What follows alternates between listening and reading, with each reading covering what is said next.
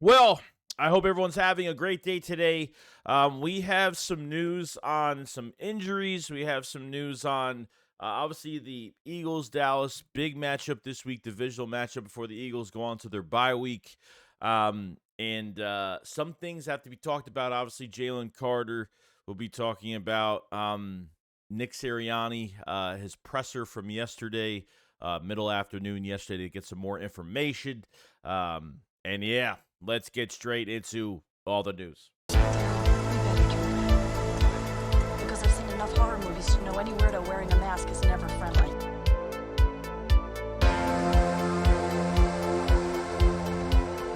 Yo, what is going on, guys? I hope everyone's having a fantastic day today. So definitely some things to talk about regarding Jalen Carter and what's going on. They had the back injury in the game. I know everybody was freaking out, and I've been really nervous since last night to see what this, as soon as I found out he had to get an MRI, we didn't really get too much information on Jalen Carter, but it looks like he did come in Monday. He got some treatment, and he's feeling better. That he is on the verge to play this week. So no setbacks, no nothing. It sounds like everything's going really well. I was very nervous about this. We really need Jalen Carter for this week, no doubt. I want this defensive line in full form going against the Cowboys and need as much pressure as possible this week. And, obviously the Eagles lose a heartbeat without Jalen Carter. But, I don't think we really had Jalen Carter or Jordan Davis in that second half too much. I think it was really just a snap count with Jordan Davis with the hamstring injury. So rest these guys up this week. And we're getting Jalen Carter back. So far, I mean, it's good news going into, this week with a lot of stuff going on this week. So glad to hear that news going forward. Now, we got some news on the Kenneth Gainwell situation. I understand that it's updated. Kenneth Gainwell was on IG Messenger during the Washington game, which at this point, I don't know what to really take from it. And Nick had to say this. Says that the team did speak with Kenneth Gainwell regarding the DMing back with the Eagles fan critiquing him on IG during the game. He said, quote unquote, we definitely had a conversation with him. We do have some time at halftime. And he knows he made a mistake. He would just remind him to ignore the outside noise. He knows he made a mistake. So I don't know players that do this shit during games. I still feel uneasy about it. And I wasn't just egging this stuff on for him to get, cut from the team or I've just had issues with the running back substitutions and where they put him. And Nick is still defending Kenneth Gainwell. I understand he's not going to throw him under the bus during a press conference. Let's be real. But is the NFL going to do something? Like, that's the thing. Like, he brought a cellular phone to a game, and I don't think cell phones are not permitted. Okay, smartphones not permitted to be on field at all because of cheating, because of a lot of other things. So I don't know if the NFL is stepping in or maybe the Eagles have talked to the NFL regarding this situation because it's a big deal, to me at least, because I'm surprised the NFL hasn't fined Kenneth Gainwell yet. Maybe it's going to happen, or maybe it's just going to be a slap on the wrist as a warning. I have no idea. I kind of remember, I think, another player that did something like this, not answer to fans, but had a cell phone on the sideline. I think he was suspended like 3 to 5 games, something like that. We need to have a big run game this week, and they need to use the right guys in certain crucial situations when it comes to third down, third and long, red zone, you name it.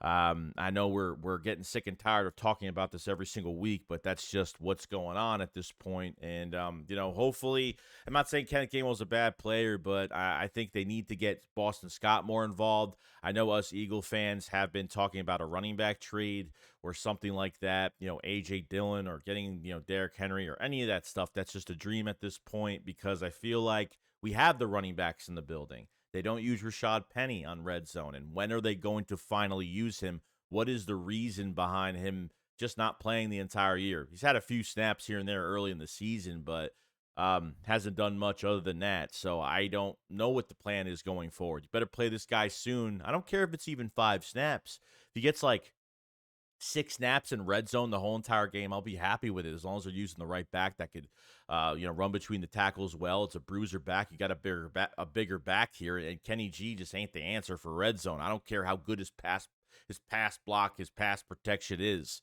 Okay, don't make that an excuse. I know that Leonard Fournette did sign with the Bills yesterday, so I don't think the Eagles have any interest in running backs. I just don't see it. Seems like defensive side of the ball is where they're really going to go. Their offensive move is really Julio Jones, and I think that's really it. So we talked a lot about him the other day. But Nick is still standing tall over Kenneth Gainwell and defending the crap out of him. So we'll see what goes on. Now, news to the offensive line going forward is nice because Cam Jurgens is eligible to return this week, which is a great thing. So he's on course to play, but we'll see what happens. He might not. He might. We'll see if they think he needs a little bit more rest. We'll see. But to get our starting right guard back is awesome. Let's shout out Tyler Steen because he was immovable. He was a force to be reckoned with at right guard when Sua Opeta got out. Sua Opeta got into the game later on, but Tyler Steen is looking really good. Was wondering when they were ever really going to use him this year.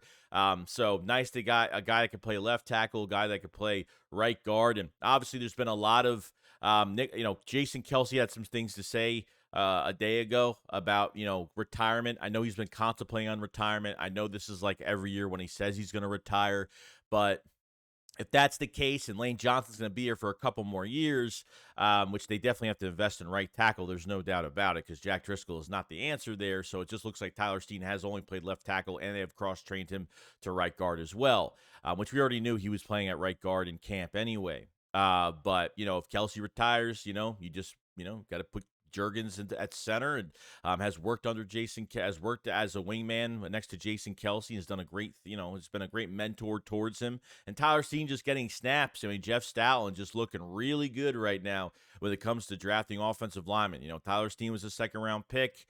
Usually your second-round pick should be on the field, but this is obviously not a project. This is a promising player that could be a big-time guard for your offensive line. And from the few snaps that he was in, he did a fantastic job. And there were times where he got his hands on somebody and he wasn't even barely moved. So he could be better at right. He could be better at right guard than Cam Jurgens at the end of the day. So got to give props where props are due and respect is due. And that's Jeff Stout in this offensive line. And the future is very bright in the trenches. And that's where Howie Roseman, the Philadelphia Eagles, really value this team when it starts off. So was very happy about that.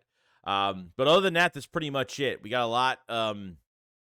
We got a lot going for us this week, and between the injuries and stuff. So I don't know what's going on with Bradley Roby. Hopefully we get Roby back. Hopefully we get Jalen Carter back, and then hopefully once we win against the Cowboys, hopefully this week, and then getting on our bye week, and then really get more reinforcements coming back, which is good. Excited about the trade deadline. What's going to happen? A move might not happen. Maybe teams are just, closer to the deadline. Teams are going to try to pressure you into giving them higher draft compensation. But Howie's not going to get tricked out by anybody or get fleeced by anybody. So if they don't make a trade, I'll be fine with it. As much as I want to get Kenny Moore from the Colts, I want to trade for him since the Colts did lose, I think. So there could be more of a, I think Kenny Moore would be a very good valued trade for the Eagles because I feel like Josiah Scott should not be a backup on this team. I think you still need to add a body to that position. Get rid of Josiah Scott or put him on practice squad, however they want to do it, and go get another body at nickel corner. Since Roby's got to stay healthy the rest of the year, you got a gauntlet of teams right now that you're gonna have to go figure out later on. I really said when Jalen Carter got hurt that maybe they would go the other route. Maybe they would go and get Ndamukong Suh if maybe he couldn't play, if Jalen Carter couldn't play this week. But so far, it's looking really good right now. And yeah, want to know your thoughts on it going forward this week. So should be a lot of fun. Guys, have a great day. I'll see you guys in the next one. Shakes up, follow, peace out, guys. Peace.